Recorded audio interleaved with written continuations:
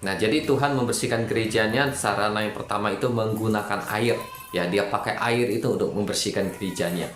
Maka kita kembali ke ayat dalam Yeskiel 36 ayat 25. Di sini dia katakan ini adalah air, ya, air seperti air jasmani, air biasa. Ya, tadi sudah dikatakan bahwa Roh Kudus itu dia disebutnya air hidup.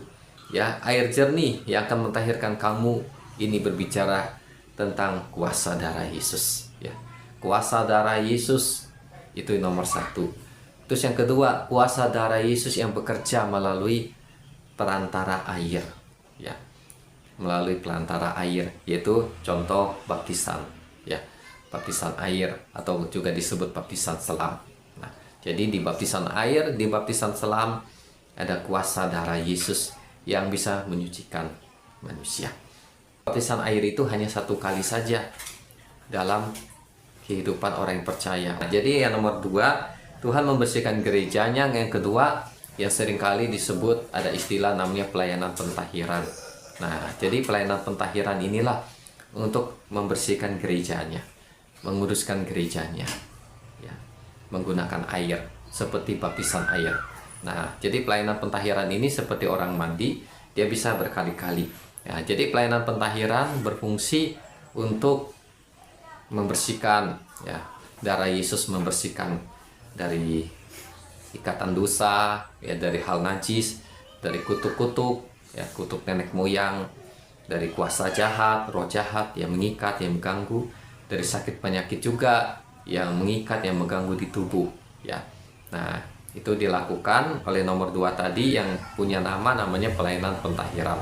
Ya. Kemudian yang kedua, sarana yang dipakai untuk membersihkan gerejanya sesudah tadi air, kedua adalah firman Tuhan.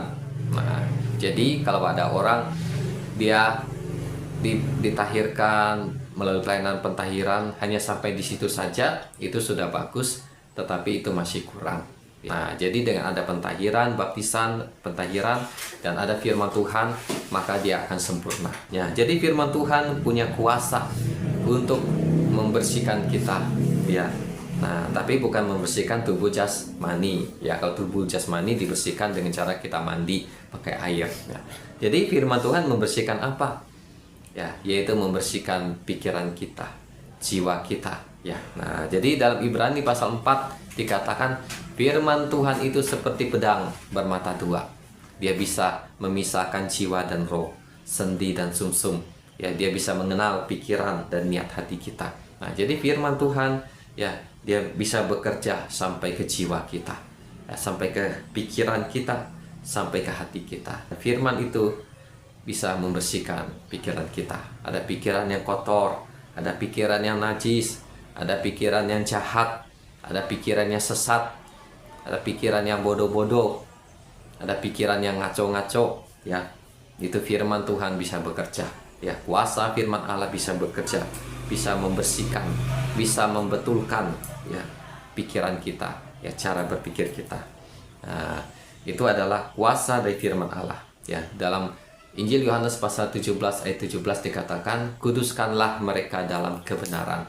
Firman-Mu adalah kebenaran. Nah, jadi disucikan dengan kebenaran, dan kebenaran itu adalah firman Tuhan, Alkitab, firman Tuhan. Kenapa Alkitab? Alkitab atau kitab suci berisi firman Tuhan, ya, firman Tuhan yang ditulis oleh nabi, oleh rasul, ya, tetapi bukan dari pikiran mereka, tetapi dari ilham Roh Kudus, dari pewahyuan Roh Kudus, maka itulah namanya adalah firman Tuhan atau kitab suci.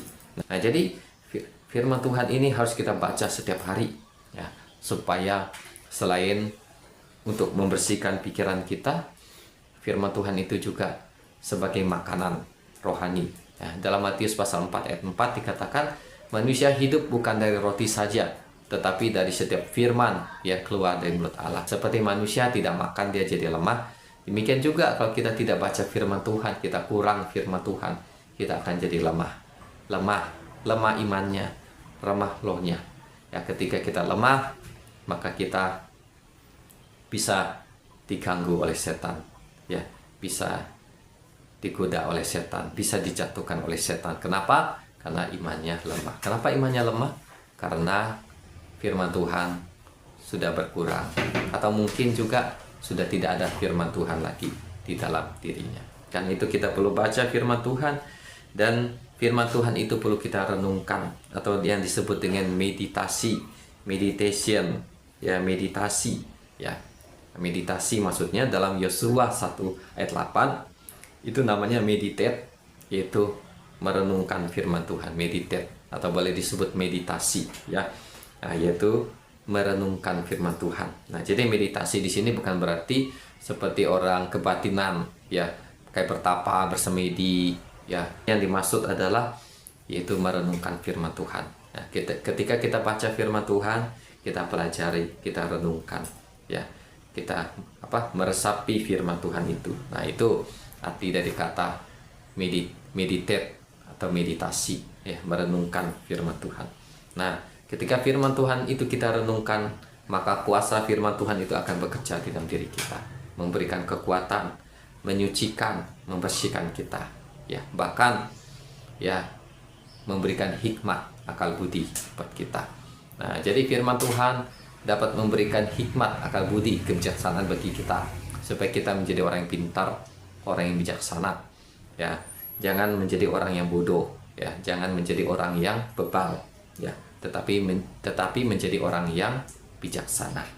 Nah, jadi di sini ada dua sarana yang Tuhan pakai untuk membersihkan gerejanya, menguduskan gerejanya, atau boleh disebut juga mentahirkan gerejanya, yaitu menggunakan air, yaitu air yang memiliki kuasa darah Yesus. Dan kedua adalah menggunakan Alkitab, firman Tuhan, kitab suci. Nah, artinya setiap hari kita harus membaca Alkitab. Kita harus pelajari firman Tuhan. Karena itu dalam Mazmur pasal 1 dikatakan, renungkanlah firman Tuhan siang dan malam. Artinya setiap hari. Alkitab bilang, merenungkan firman Tuhan siang dan malam. Dalam Mazmur pasal 1 dikatakan, dia seperti pohon yang ditanam di tepi air, ya. Daun-daunnya hijau segar, ya, menghasilkan banyak buah, dan dikatakan apa saja yang diperbuatnya akan berhasil.